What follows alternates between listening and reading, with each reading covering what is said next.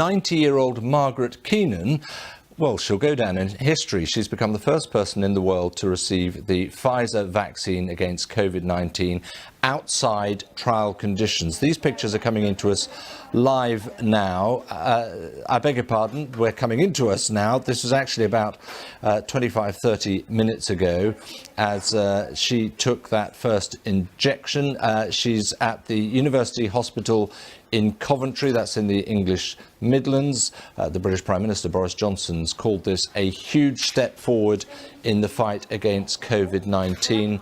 It has led to the deaths of more than 60,000 people across the UK, and the majority of those are the elderly, which is why the priority is very much focused on those elder citizens in the United Kingdom.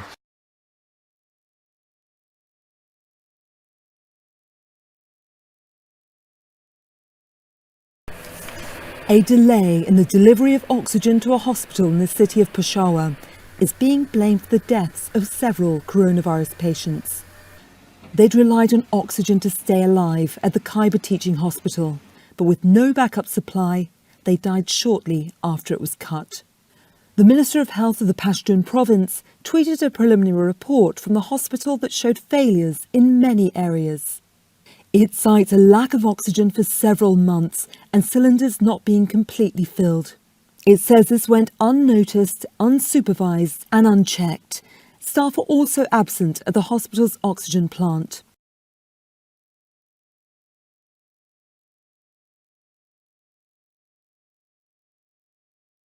Yeager climbs down into the cockpit of the rocket craft. He had the right stuff. Chuck Yeager was just 24 when, on board an X-1 rocket plane, he became the first human to break the sound barrier. For the aviator, no risk was, quote, too great to prevent the necessary job from getting done. 6 years later, he flew a newer version of the plane to reach more than twice the speed of sound. Born in 1923 to farming parents in West Virginia, Yeager joined the military after high school. He started off as a mechanic and went on to become a pilot, flying on 64 missions during World War II. After the war, he became an Air Force test pilot and continued flying for over 6 decades, logging 18,000 hours in more than 340 types of aircraft under his belt. In 2012, he flew in the back of an F-15 to commemorate his first supersonic flight, hitting Mach 1.3 this time. To me, it's a stupid instrument. It tells you what your angle of attack is. If you don't know, you shouldn't be flying.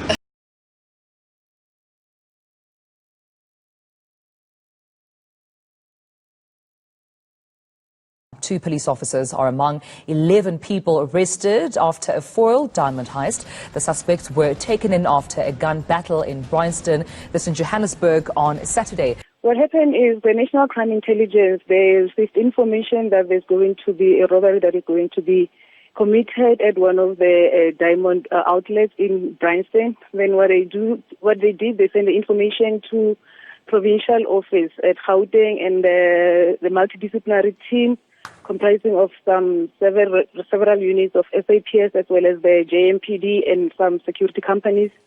They started an observation at about noon on Saturday, and they stayed there up until in the evening. But then at around 20:30 or so, they saw the vehicles, and then they approached the suspects, and that's when the suspects came out, guns blazing, and shot at the police, and the police returned fire.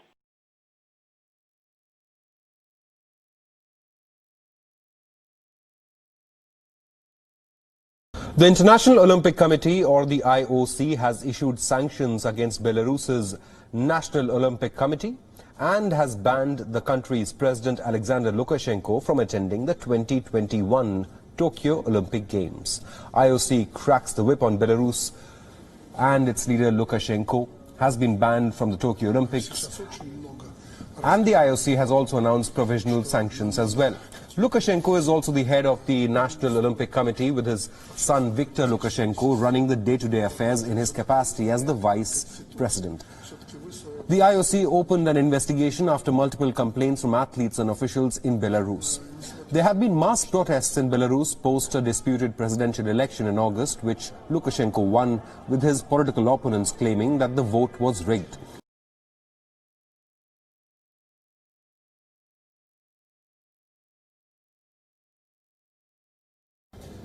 Now, the Pakistani spy agency ISI's attempt to link Khalistan Kashmir terror network has been exposed with the arrest of 5 suspected terrorists by the Delhi police. 2 of the terrorists were involved in the killing of Shaurya Chakra winner Balwinder Singh in Punjab this October.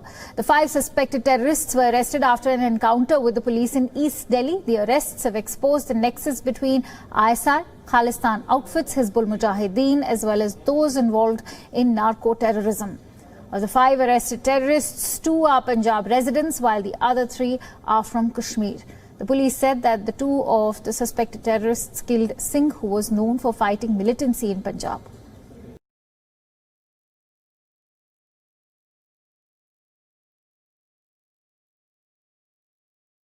An Australian fighter jet has been involved in a serious crash at RAF Base Amberley, west of Brisbane. The Super Hornet came off the runway just hours ago, the 2 crew on board ejecting and parachuting to the ground. Well, Pete, we've spoken to a witness who in fact took the pictures and images you're about to see. A key thing you'll notice is scorch marks on this F-18 fighter jet. What this witness has relayed to us is this was an emergency during takeoff. What he's explained is it was in a group of around 7 jets, presumably part of a regular training exercise. It was about the 3rd in line, we're told. When it got towards the end of the runway, it appeared to suffer some sort of engine failure, and then almost immediately, that is when these 2 pilots have ejected. Then that F-18 has ended up on the side of that runway.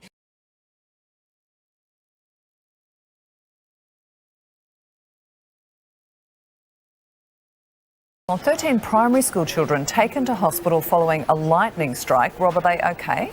Well, Melissa, they're now in the hands of doctors, and thankfully the reports we are getting tonight is these students are okay. This would have been terrifying for anyone, let alone these young primary school pupils. They were just out on the oval for their lunch break, celebrating their last week at school when the storm hit.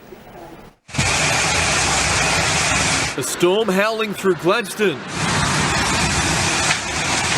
washing down streets, rolling right over the top of Clinton State School, where students had just hit the oval for their lunch break. It's believed that the lightning came down between 2 trees on the oval, where a group of kids were playing. Paramedics rushing in to find 13 students aged between 10 and 12 years old, as well as 2 teachers complaining of tingling and numbness in their arms and legs.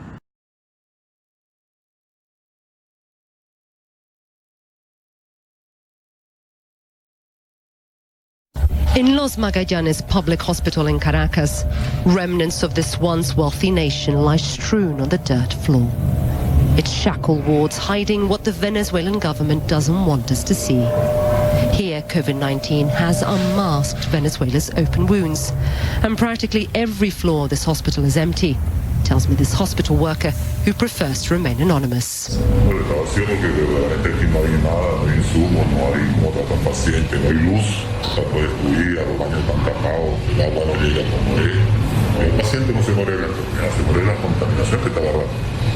It's a risk only a few dare to take. This is the COVID-19 ward. Only this part of it is functional. The rest is completely run down after years of mismanagement.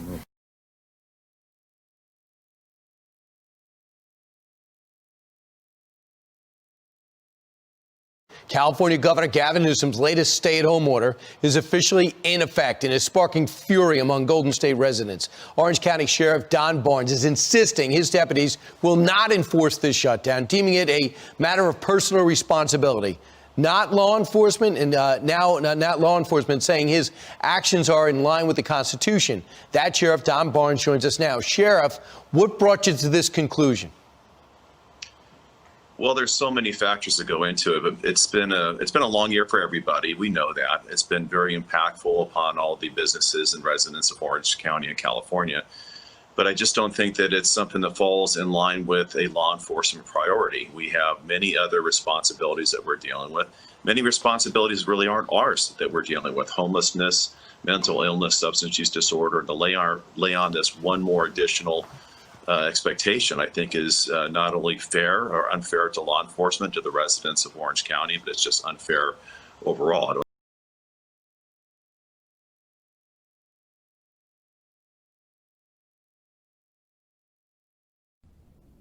A world-first move aimed at protecting independent journalism. Australia finalised plans on Tuesday to make Facebook and Google pay its media outlets for news content. Under laws to go to Parliament this week, big tech firms must negotiate with publishers and broadcasters how much they pay for content that appears on their platforms. If they can't strike a deal, a government-appointed arbitrator will decide for them. The law amounts to the strongest check on the tech giant's market power globally and has been strongly opposed by internet heavyweights. It follows 3 years of inquiry and consultation, which spilled into a public brawl in August. The US companies then warned they might stop offering their services in the country. Facebook Australia said on Tuesday that it would review the legislation.